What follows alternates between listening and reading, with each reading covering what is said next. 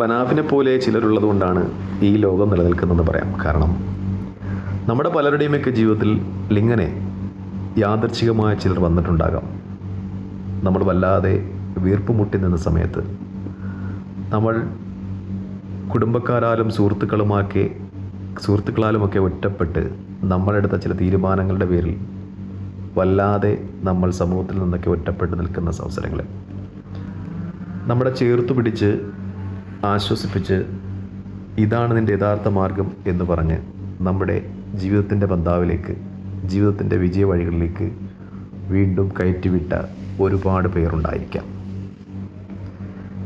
ഓരോരുത്തർക്കും അങ്ങനെ അനുഭവങ്ങളുണ്ടായിരിക്കാം. അതുകൊണ്ടാണ് ഞാൻ പറയുന്നത്, അർജുനൻ്റെ സംഭവത്തിൽ മനാവ് ശരിയാണ്. അദ്ദേഹത്തെ പോലെയുള്ള ആളുകൾ ഉള്ളതുകൊണ്ടാണ് ഈ ലോകം നിലനിൽക്കുന്നതെന്നാണ്. കാരണം അദ്ദേഹത്തിന് നീണ്ട 70 ദിവസം ശിരൂരിൽ അർജുനൻ്റെ ആദ്യം അദ്ദേഹത്തെ ജീവനോട് കിട്ടുമെന്ന പ്രതീക്ഷയിൽ, പിന്നീട് അർജുനൻ എന്ന ചെറുപ്പക്കാരൻ്റെ ഭൗതിക ശരീരമെങ്കിലും അവൻ്റെ അമ്മയെ കാണിക്കാമെന്ന ആത്മവിശ്വാസത്തിൽ 70 ദിവസങ്ങൾ ശിരൂരിൽ, കർണാടകയിൽ മണ്ണിനോടും മഴയോടും പൊരുതി അവിടെ നിൽക്കാൻ അദ്ദേഹത്തെ പ്രേരിപ്പിക്കുന്നത് ഇത്തരം നന്മ നിറഞ്ഞ മനസ്സ് മാത്രമാണ്.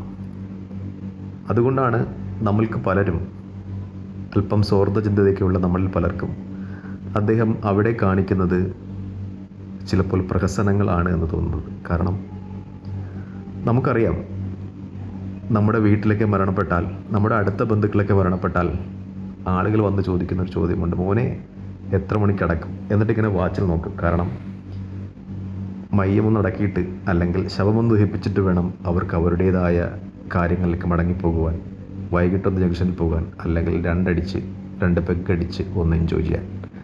അങ്ങനെയുള്ള ഒരു സമൂഹത്തിൽ, ഒരു കാലഘട്ടത്തിൽ തൻ്റെ ലോറി ഡ്രൈവർ മാത്രമായിരുന്ന അർജുൻ എന്ന ചെറുപ്പക്കാരന് വേണ്ടി 70 ദിവസം ഊടും ഊരും വീടും ഭാര്യയും മക്കളും നല്ല ബിസിനസ്സുമൊക്കെ ഉണ്ടായിരുന്ന ഒരാൾ എല്ലാം ഉപേക്ഷിച്ച് 70 ദിവസങ്ങളിൽ ശിരൂരിൽ അർജുനൻ്റെ ബോഡി മാത്രം പ്രതീക്ഷിച്ചുകൊണ്ട് ചിലവഴിക്കണമെങ്കിൽ അദ്ദേഹത്തിന് നന്മ നിറഞ്ഞ ഒരു മനസ്സുണ്ടായിരിക്കണമെന്നാണ് എൻ്റെ വിശ്വാസം. ചിലരൊക്കെ പറയുന്നത്, അല്ലെങ്കിൽ അർജുനൻ്റെ കുടുംബം പറയുന്നത്, അദ്ദേഹത്തിൻ്റെ യൂട്യൂബ് ചാനൽ ഒന്ന് ക്ലിക്കാകാൻ വേണ്ടി, പ്രൊമോട്ടാകാൻ വേണ്ടിയാണ് അദ്ദേഹം ഈ ജാടകളൊക്കെ കാണിച്ചതെന്ന്. പക്ഷേ നമുക്കറിയാം ഒരു യൂട്യൂബ് ചാനലിന് കിട്ടുന്ന വരുമാനം എത്രമാത്രം തുച്ഛവുമായിരിക്കുമെന്ന്. മിക്കപ്പോഴും നമ്മുടെ ആശയങ്ങൾ ഷെയർ ചെയ്യാൻ അതുകൊണ്ട് മാത്രമാണ് നമ്മളൊക്കെ യൂട്യൂബ് ചാനൽ ഉപയോഗിക്കുന്നത്. അത് വെച്ച് കോടികൾ കൊയ്യുന്ന ആൾക്കാരൊക്കെ ഉണ്ടാകാം, അത് വളരെ റെയർ എന്ന് തന്നെ പറയാം. അദ്ദേഹം ആ യൂട്യൂബ് ചാനൽ തുടങ്ങിയത് അദ്ദേഹം പറയുന്നത് പോലെ തന്നെ വയനാട് ദുരന്തമുണ്ടായപ്പോൾ, കാരണം കേരളത്തിൻ്റെ അല്ല ലോകത്തിൻ്റെ തന്നെ മനസ്സും കണ്ണും കരളും അധികാരികളുടെ ഒക്കെ അവിടെയായിരുന്നു. കാരണം അത് വലിയൊരു ദുരന്തമാണ് സംഭവിച്ചത്. അപ്പോൾ തൻ്റെ പ്രിയപ്പെട്ട അർജുനൻ്റെ സംഭവം, അദ്ദേഹം ആ നദിയുടെ ആഴങ്ങളിലേക്ക് കുടുങ്ങിയത്, അത് അധികാരികളുടെയും മലയാളികളുടെയും മനസ്സിൽ മായാതെ നിൽക്കുവാൻ ഇങ്ങനെയൊരു യൂട്യൂബ് ചാനലാണ് നല്ലത് എന്ന് അദ്ദേഹത്തിന് തോന്നിയിട്ടുണ്ടാകാം.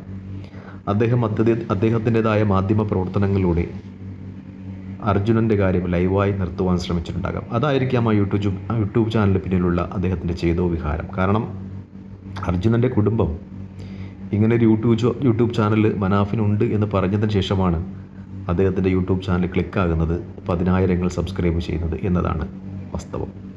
മറ്റൊന്ന് അദ്ദേഹത്തിൻ്റെ ഒരു വാക്കാണ്.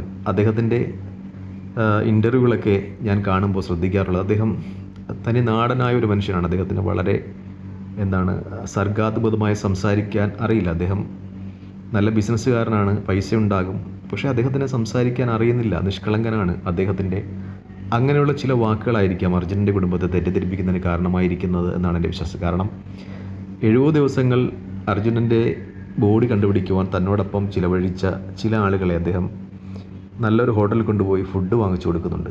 അപ്പോൾ അതുമായിട്ട് ബന്ധപ്പെട്ട് അദ്ദേഹം പറഞ്ഞൊരു വാക്ക്, അവർക്ക് ഞാൻ സെൻഡ് ഓഫ് നൽകി വിടുകയാണ് എന്നത് അർജുനൻ്റെ മാതാവിനെ വേദനിപ്പിച്ചിട്ടുണ്ടാകാം. കാരണം നമ്മുടെ നാട്ടിലൊക്കെ കോളേജിലും സ്കൂളിലുമൊക്കെ നടത്തുന്ന സെൻഡ് ഓഫ് എന്ന് വെച്ചാൽ ഒരു അടിപൊളിയായിട്ട് എൻജോയ് ചെയ്ത് പാട്ടൊക്കെ പാടിപ്പോകുന്ന ഒരു സംഗതിയാണ്. അപ്പോൾ അദ്ദേഹം അത് ഒരു വിടവാങ്ങൽ എന്ന രീതിയിലാണ് ഉദ്ദേശിച്ചതെങ്കിലും, അവരെ നല്ലതുപോലെ ഫുഡ് കൊടുത്ത് ഒരു വിടവാങ്ങൽ ചടങ്ങിലൂടെ അയച്ചതെന്നാണ് ഉദ്ദേശിച്ചെങ്കിലും, അർജുനൻ്റെ കുടുംബത്തിന് ഒരു പക്ഷേ അത് ഒരു അടിപൊളി ഫംഗ്ഷനാക്കി മനാഫ് നടത്തി എന്ന ഒരു തോന്നൽ ഉണ്ടാക്കുന്നതിന് കാരണമായിരിക്കാം. അതായിരിക്കാം ഒരുപക്ഷെ അവരിങ്ങനെ ഒരു തീരുമാനത്തിലേക്ക് അല്ലെങ്കിൽ അങ്ങനെ ഒരു വാക്കുപയോഗിച്ചതിൻ്റെ പേരിലായിരിക്കാം ഒരുപക്ഷെ അവർ മനാഫിനെ തെറ്റിദ്ധരിക്കുന്നതിന് കാരണമായിട്ടുണ്ടാകുക. പിന്നെ ഒരു കാര്യം കൂടി ഞാൻ പറഞ്ഞുകൊള്ളട്ടെ. കാരണം ജിതിൻ എന്ന് പറയുന്ന അർജുനൻ്റെ അളിയനോ അദ്ദേഹത്തിൻ്റെ ബന്ധുക്കൾക്കോ ശിരൂരിൽ പോയി എത്ര ദിവസങ്ങൾ വേണമെങ്കിലും അർജുനൻ്റെ ഭൗതിക ശരീരം കിട്ടുന്നതിന് വേണ്ടി ചിലവഴിക്കുക എന്നത് അവരുടെ കടമയാണ്, അവരുടെ ബന്ധുവാണ്.